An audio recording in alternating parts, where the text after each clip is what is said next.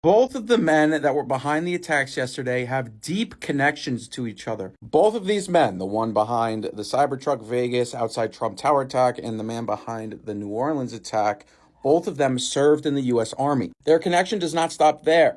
In 2012, they were both stationed in Fort Bragg together. Both of the cars yesterday that were used to carry out the acts of violence were rented through the Turo app. Turo is essentially the Airbnb of car renting. You can rent out your own car, and the cars that were used yesterday were both rented out through the Turo app. Now, there are a lot of people in the U.S. Army. There's a lot of people that are stationed at Fort Bragg, and there are also a lot of people that use the Turo app. But to have all of that and then also carry out what they carried out yesterday on the same day in separate cities, it doesn't. I just ran the numbers. It doesn't add up. And we all know Rule 18 of Jack Mack's life rules.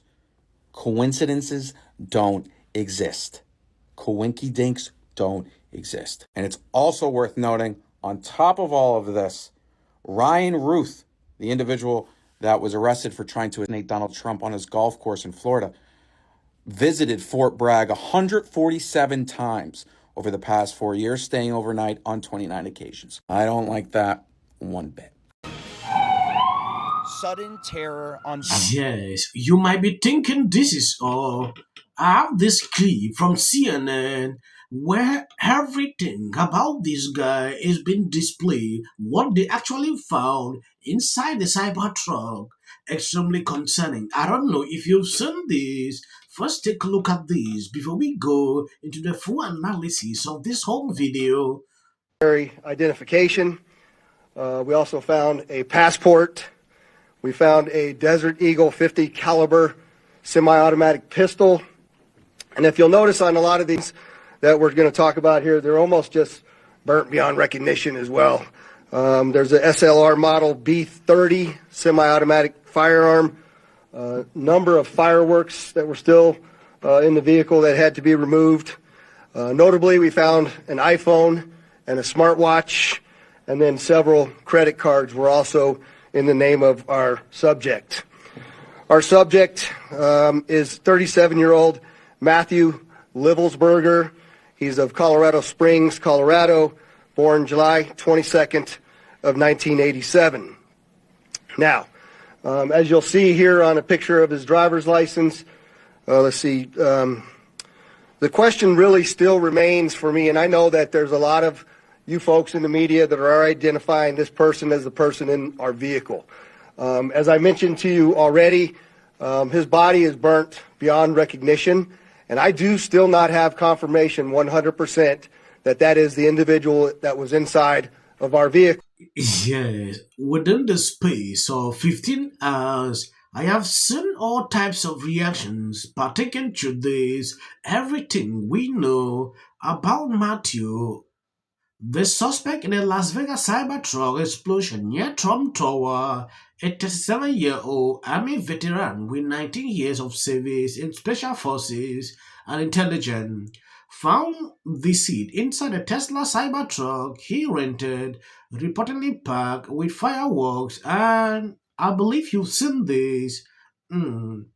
Graduated from Norwich University with a degree in communications, lives in Colorado Springs, where the FBI has executed a search warrant at his home, reportedly safe at the same military base at Samsu Vinjaba, the New Orleans attacker. That is the similarities I've seen, though these people claim that this is not linked. I don't know if you actually believe that. This is extremely concerning.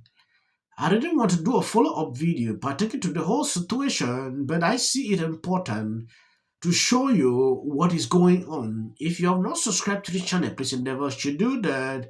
It will do you no harm if you share out the video. So as I'm calling it now, the subject or person of interest, I will not come back until I have the confirmation through DNA or medical records that this is indeed, in fact, the subject inside of the vehicle. Of this Cybertruck, what more are you learning? Right, Jim. Well, Haley has confirmed in just the last few minutes that he is an active duty U.S. Special Forces soldier assigned to 10th Special Forces Group, according to 4 U.S. officials, that he holds the rank of Master Sergeant, a senior enlisted rank, these officials said. 3 officials said he was on active duty serving in Germany, and he was on leave when this happened on New Year's Day. He has not been identified publicly, and authorities are still trying to work out whether this was a attack. Now, just to recap a little bit of what happened behind us just 24 hours ago, approximately, there are still police presence here around the valet area of where you pull into the Trump International Hotel. And let's start with this new information coming in from our Haley Britsky over at the Pentagon. How shocking is this, that this was an active duty soldier? To me, I mean, the fact that this was a U.S. Special Forces soldier assigned to the 10th Special Forces Group, I mean, that tells us that this individual had some expertise if he is indeed the person who was inside the Cybertruck in addition to renting it. Well, this is information we first reported last night, that he was a U.S. Special Forces operator. The fact that he's active duty on leave from Germany is just something that sets him apart in so many ways from the terrorist profile we've become accustomed to in these attacks, and raises real questions as to what was this event in Las Vegas. Was it an attack on the building? Was it a calculated? But his training for a 36-year-old, 19-year veteran. Yes, this whole situation turned out to be advertising what Tesla is selling. Just imagine if this was a different car. What could have happened? Could have been more devastating. We are talking about one person. This person who set up the whole situation, losing his life because of the safetyness of the Cybertruck. Even the security officer made it clear, like, we thank Elon Musk for doing this truck. I'm just imagining what could have happened if it was a small other car. God is faithful. Sometimes things like this happen to expose the evil surrounding you.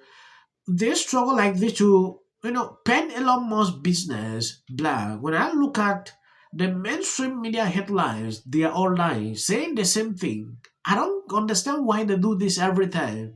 Trying to pin like Elon Musk Cybertruck exploded. They don't mention anything like this was a planned act. They don't say things like that. Just to, play over his business, tarnish his business model. They can't succeed. By putting this out, they thought people would fall for it, but the truth finally came out, and we are seeing what is going on. Just a vehicle fire. And so there's going to be a drone video that plays to my left again. You'll see as the fire initially, they covered it with the tarp to try to get it to go out. Once the fire went out through the suppression efforts of the fire department, you'll see some of the evidence in the back of the vehicle. So those are gasoline canisters. They are camp fuel canisters and large firework mortars.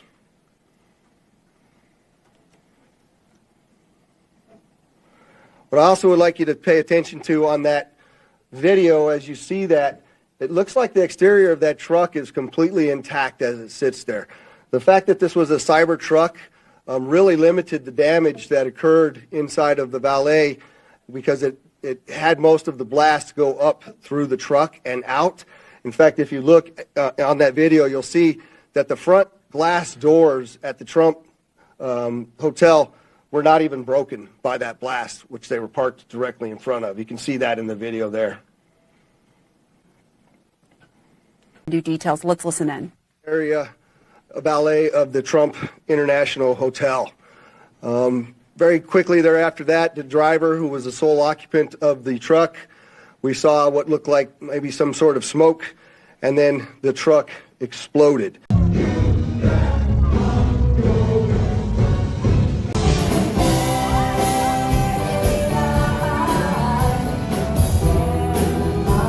A few moments later. This has been a sort of interesting development. The images of the Cybertruck parked outside the Las Vegas Trump property went viral. You know, sort of, I think people thought it was an accident and then no one was hurt. And so there was a sort of bizarre symbolism and that it was a Cybertruck, it was not Trump. As it's developed, it seems that this is being taken far more seriously. What have we learned about what authorities know and how they're investigating this? Right, Chris. So according to the reporting of myself, my colleagues Andrew Blankstein and Kelly O'Donnell, right now, 3 senior U.S. law enforcement officials say that this explosion of a Tesla Cybertruck, kind of in the portico there where you saw that smoke rising from in front of Trump's property in Las Vegas, is being investigated, at least initially, as a potential act of, and that it was, quote, intentional. Yes, we have major breaking news. One dead after Tesla Cybertruck catches fire outside Trump Hotel in Las Vegas. According to this article, 1 person died and 7 more were injured on Wednesday when a Tesla truck caught fire and exploded outside Trump Las Vegas Hotel. Authorities said, when you take a look at the information I've just gotten, I realize this looked like it is connected with what we saw during the day.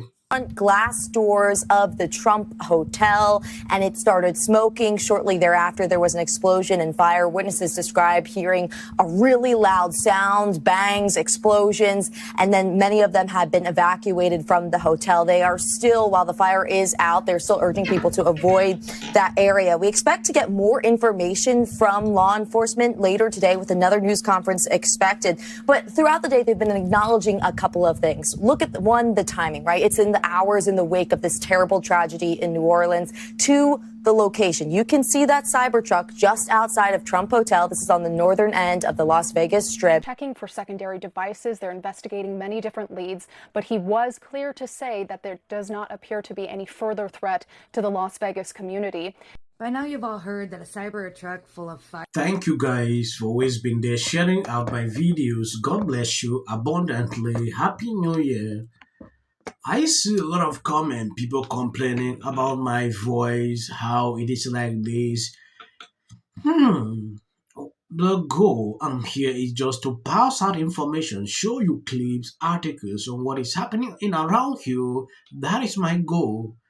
People continue to judge me based on my voice. Some says, are you singing? You sound like a musician. You know, I see all types of terrible comments, but I want to assure you, I don't care about that. What I'm focused here is just to put out reliable, information to inform you what is going on. As of the videos you see behind this is just for YouTube algorithm. You can skip every time you see these short clips behind my videos.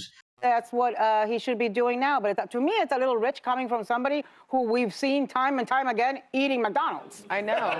Well, just something's going to be like a dome over all 50 states of these drones, and they're all doing it. Well, why not? I mean, stranger things have happened. Went like, how dare you? Do you even know what an audit is? And I'm like, women and so many men are theory that a lot of people seem to be coalescing around. They were too woke, insisting that people use the term Latinx. You have to say they. No, you have to do this. Stop with the virtue signaling. Step away from woke. Focus less on who is woke and more on who is broke.